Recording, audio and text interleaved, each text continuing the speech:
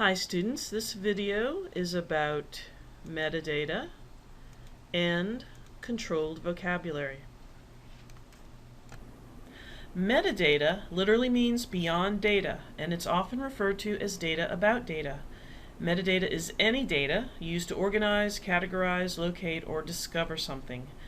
Because metadata is merely data that is used to find something, metadata can be, and often is, stored in databases, and we will definitely employ it in LS 102 in the form of field searching, which we'll talk about and see in the upcoming weeks. For the purposes of our adventures in library land this term, metadata is information or data used to describe specific content, also data, in resource records, such as the catalog and the article databases. So here we have an example of a catalog record and its metadata. And this is something that you would find easily if you typed in, say, the title or the author's name in the catalog. And this particular portion is called the catalog record. As you can see, it says item information to the left of catalog record. If we wanted to, if we were in a live database, we could click on that link and go back to a shorter record that shows us just basic item information, but the catalog record shows us a good bit more about the particular resource and serves to describe it very well. Right here, this is the metadata or author metadata for the author. So as you can see, it says personal author : that's the name of the field, that's the metadata field name. And then the information that makes up the field is the name of the author, John Hoffman. As you can see, here we have one for title. And so the name of the field is book title or title metadata. And then the actual information that describes what the title is or tells us what the title is the weight of the nation, the surprising lessons about diets, food, and fat from the extraordinary HBO documentary series. This is literally the title of the book. And here's publication metadata, and the field is called publication info, and then it tells us that it was published in New York at St. Martin's Press in 2012. Here's one for a journal article from Academic Search Complete. The title of the article is called Television Food Advertising to Children, a Global Perspective. Here we have, because it's a global perspective, a heck of a lot of authors. So we have an author's field, a metadata field, and it's simply they describe it as authors. And then you can see we have multiple authors listed here, again, because it's a global perspective, so it's a lot of people that were working on this article. And here, to indicate and show how we have variations, as I've said before, from database to database, here we do have publication metadata. But instead of calling it publication info, like we saw just last slide in the catalog record, it calls it source in this particular case. But it still is publication information or publication metadata, because as you can see, the title of the journal that published it is listed, the American Journal of Public Health. The date that it was published, September 2010, is listed. That it was published in volume 100, issue 9. Is listed here, and so forth. So, like we said before, databases will present us with variations. So let's talk about keywords and subject searching. Most databases, as you know, like Google for example, allow you to search by keyword, and those are words that you choose that describe or seem right for your topic. So for example here, if we were trying to find information about cats, we could just simply type in cat. Or if we're trying to go a little more scientific, we might say cat or feline. If we're looking for a younger cat, we might say kitten. If we're looking for information about a specific breed, we might type in tabby. If we're going really broad, as you can see right below tabby, it's kind of dark, but you can see it. If you were going really broad, if you think about it, a cat is an animal, so you might say animal if you were trying to be a little bit broader about it, but if not, it'd probably be better to search by cat or feline or specific breed of cat. Now, besides keyword, you can also search by subject using a controlled vocabulary, and that's a standardized labeling system that changes from database to database. So here what we have is a screenshot of an education resource found online and also from one of our EBSCO vendors, and it's called Education Resources Information Center, or ERIC for short. And here you can see I've consulted the ERIC thesaurus to look up and see what other terms are described or used related to the subject of critical thinking. And so I've got critical thinking typed in, and this is what it found for me. It found that I can use a broader term to find something that's called cognitive processes. I can use narrower terms like evaluative thinking. Related terms might be critical theory, productive thinking, reflection, thinking skills, and so forth. Problem solving, problem-based learning. There's a lot of different things here that we can use. So as you can see, all these are different forms and different ways that databases use to control or standardize information. So controlled vocabulary is a limited set of authorized terms to be used in indexing or classifying documents in an information system. And it may also be used in searching for documents in an information system. And that's certainly what we're going to be doing a lot of this term. And when I say information system, I mean database. So databases with controlled vocabulary use very specific terms for the concepts that they're describing, and they're very specific terms that you can use when you're searching by subject. And it's a very focused search because it's usually within the context of what you want, whereas keyword searching is a bit looser and it may not always be exactly in the context of what you want. So the easiest way really to describe what a subject type of search is that a subject is what a thing is about. So databases often provide a subject list, which is its controlled vocabulary, and it can be useful to focus your search for relevancy. Also, subject heading, subject term, and descriptor are other terms used to refer to controlled vocabulary. So not only do we call it controlled vocabulary, but we can also refer to it as a subject heading, a subject term, or even a descriptor. And descriptor is pretty good because descriptor means exactly the way that subject terms and subject headings and controlled vocabulary function. They function to describe what the resource or record that you're looking at is about. In fact, you might even think of specialized terms like subject heading and descriptor, and again, these vary from database to database. You might even think of them as controlled vocabulary for controlled vocabulary.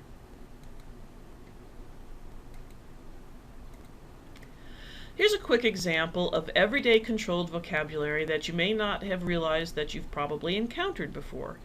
So for example, let's say you're in the yellow pages, and we've all probably had that experience of trying to come up using what we think is the appropriate natural language term for something that we're looking for, and yet when you turn to look for doctors in the D's, you can't find it. And then you fish around, and finally you realize that the doctor listings is under physicians.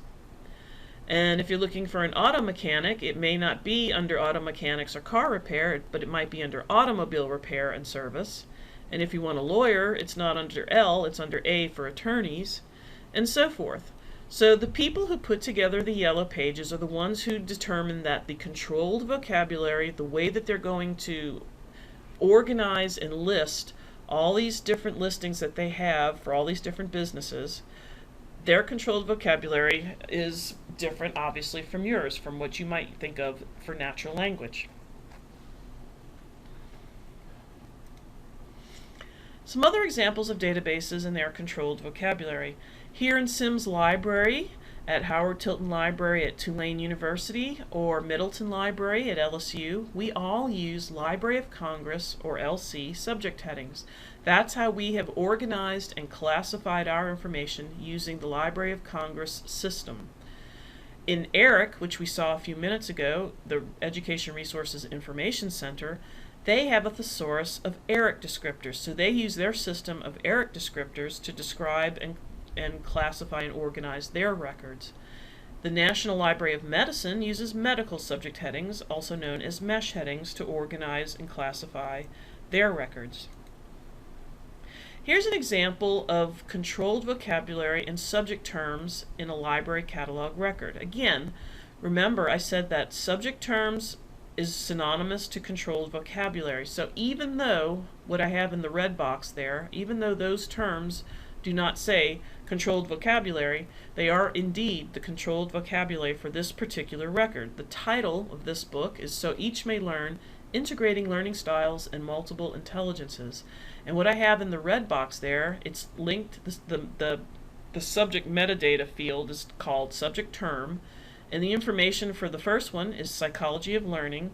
The data entered in the second field is multiple intelligences, and the third one is cognitive styles. So these are all other ways that this particular record about multiple intelligences has been classified. It could be also cognitive styles, psychology of learning, or just multiple intelligences. These are all subject descriptions of this record. As you can see, the ones that are in the green print, these are all links. So if you were at this point to click on, say, the cognitive styles link, you would find all records that that database, the library catalog, contains that have been subject classified under cognitive styles. And again, these are linked records, so the same thing would go for psychology of learning or multiple intelligences and so forth. And also, as you notice, if you look up, there's the personal author field is the information, Harvey F. Silver, for that field. That is also hyperlinked. So if there are other books by Harvey Silver that we own in our collection, if we click on that link, and if there were multiple books by him, those would all come up by using that particular link. Here's what a linked subject terms looks like in a journal article record example. Again, we're using that same record example that we saw earlier, television food advertising to children, a global perspective. And as you can see, there's multiple subject terms linked here that we could use. We could click on any of these links and a new search would begin, and it would pull up all records that have been subject classified by whichever subject term we clicked on. So, in a nutshell, controlled vocabulary is a means of controlling or standardizing the many variations in terminology to provide consistency in searching and classifying information. So let's apply what we know to show a quick way to subject search. So we said that a subject is what a thing is about. When you do subject searching, it's a more focused search because it's looking for your terms in the subject fields of the databases. And those subject fields, they attempt to describe what a thing is about, what that record is about. But the subject terms or controlled vocabulary will change from database to database. So what can be done about that? Well, you can start with a keyword search. There are hundreds of thousands of subject terms in the various databases. There's no need to memorize them all. You couldn't. I can't, and I've been a librarian for over 10 years now. So you just start with a keyword search and you work from there. Open up records in your keyword search results that look like what you're searching for, and then redirect your search by switching to the subject terms offered in the database results that you've generated by your initial keyword search, or just click on the linked subjects offered in the record. So let's just reiterate on these last two bullet points. So let's say you clicked on a link in a keyword search result record. You saw the subject terms. It looked like it was describing what you needed to find. You click on that link, and you can start looking through the items that that link clicking brings up, or you can then just look at the subject terms offered in the record, and then you might want to go back in and edit your search and maybe try different types of searching, maybe different fields, maybe a keyword search with a subject search field, or so forth. Or you might just try using subject terms as keyword terms or whatever. But there's different ways to use those subject terms, and they usually work out for the better because they're more of a focused search. Okay, and here I have a really nice chart of the advantages and disadvantages of controlled vocabulary or subject searching versus keyword searching. And as you can see, all of these are very valid advantages and disadvantages. The big thing to remember with keyword searching as far as a disadvantage is that over there, you see that number 1, it says you may retrieve items that are not relevant to your topic. And that is often the case because people refer to things in different ways, and sometimes we'll use a word that's not exactly in the same context that you want, so you may find a false hit. And one of the disadvantages, however, of controlled vocabulary is that new topics and recently coined terms may not be included in a list of controlled vocabulary or subject terms. But then again, if you're as an advantage for controlled vocabulary, as I just mentioned before, once you've gone in and done a keyword search, you can then go into the record and click on the suggested suggested subject terms, and that will help you focus your search. Anyway, so I think you'll see that there's a big difference really between keyword and subject searching, but both are useful and both should be employed when you're trying to tease out good research results. Talk to you later.